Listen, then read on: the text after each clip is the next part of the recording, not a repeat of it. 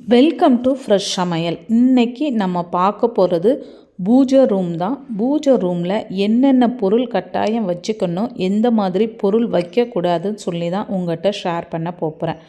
நம்மளுடைய வீட்டில் எவ்வளோ இடம் இருக்கோ அதுக்கேற்ற மாதிரி பூஜை ரூம் அமைச்சா போதும். நம்ம மனசார சாமி கும்பிட்றதுக்கு சின்ன இடம் இருந்தாலும் போதும். பூஜை ரூமுக்கு நிறைய இடத்த நம்ம வேஸ்ட் பண்ணவும் வேண்டாம்.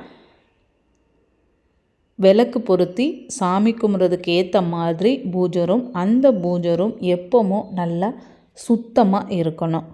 கோயிலில் நம்ம பூஜை அறையை எப்படி மதிக்கிறோமோ அதே மாதிரி தான் நம்ம வீட்லேயும் பூஜைக்குன்னு வச்சுருக்கிற இடத்த ரொம்ப சுத்தபத்தமாக நீட்டாகவும் நம்ம வச்சுக்கணும். பூஜை ரூமில் நம்ம எப்படினாலும் டிசைன் போட்டு டோரை வச்சுக்கலாம்.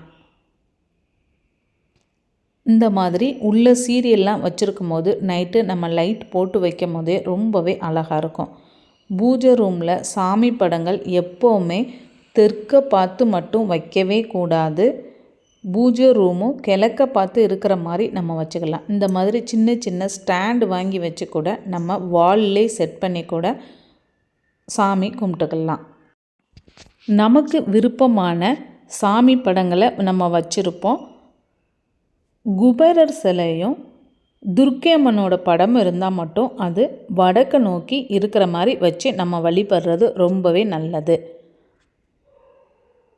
நிறையா சிலைகள் வாங்கி வைக்காமல் சிம்பிளாக பூஜை ரூம் எப்பவும் கொஞ்சமாக சாமி படங்கள் வச்சு கும்பிட்ற மாதிரி இருக்கணும். பூஜை ரூம்குள்ளே ஆயுதங்கள்லாம் நம்ம எதுவுமே வச்சுருக்கக்கூடாது.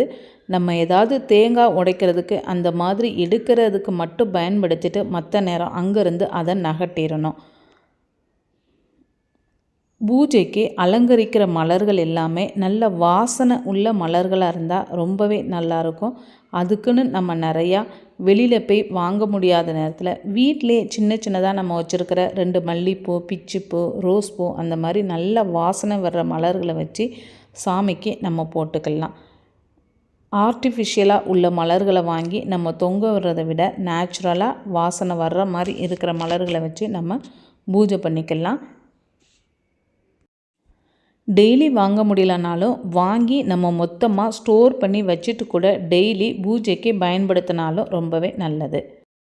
நம்ம வீட்டிலே இருக்கிற துளசி மலர்கள் வச்சு நம்மளே மாலை கட்டி வீட்டில் உள்ள சாமிகளுக்கு போடுறது ரொம்ப நல்லது.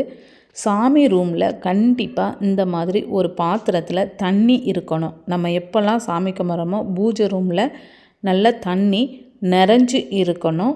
வச்சுருக்கிற பாத்திரத்தில் அது எந்த பாத்திரமாக இருந்தாலும் பரவாயில்ல, ஒரு டம்ளராக இருந்தால் கூட போதும். பூஜை ரூமில் எப்போவும் தண்ணி நிறச்சி வச்சுக்கோங்க. அதுக்கு பிறகு இந்த கோமாதா சிலைகளும் இருந்துச்சுன்னா ரொம்பவே நல்லது. சாமி சிலைகள், ஃபோட்டோ இதெல்லாம் உடஞ்சதை வச்சு நம்ம வழிபடக்கூடாது. அதெல்லாம் தூக்கி உடனே நம்ம குப்பையில் போடாமல் தண்ணீர் ஓடுற இடங்களில் கொண்டு நம்ம போட்டுடலாம். கண்ணாடியும் பூஜை ரூமில் இருக்கிறது ரொம்பவே நல்லது. சின்ன கண்ணாடியாக இருந்தாலும் பூஜை ரூமில் நம்ம வச்சுக்கலாம். கோயிலில் கூட சில கோயிலில் பார்ப்போம் கண்ணாடிலாம் வச்சுருப்பாங்க. இதே மாதிரி நம்ம பூஜை ரூமே வச்சு நம்ம வழிபட்டுக்கலாம். எங்களுடைய சேனல் உங்களுக்கு பிடிச்சிருந்துச்சின்னா லைக் பண்ணுங்கள், ஷேர் பண்ணுங்கள், சப்ஸ்கிரைப் பண்ணுங்கள். மறக்காமல் பெல் பட்டனை கிளிக் பண்ணி ஆல் கிளிக் பண்ணிக்கோங்க. நாங்கள் போடுற வீடியோக்கள் அடுத்தடுத்து உங்களுக்கு உடனே வரும்.